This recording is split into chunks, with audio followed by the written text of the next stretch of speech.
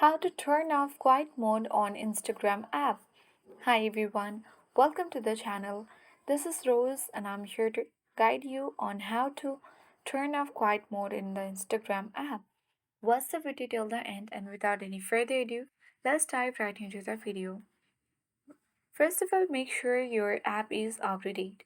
For that, you need to launch Play Store or App Store and search for Instagram. Make sure it's up to date to the latest version. If not, tap Update button and update it to the latest version. Now tap Instagram and launch it. Tap profile icon at bottom right corner and go to your profile. Tap three-line icon at top right corner of the screen.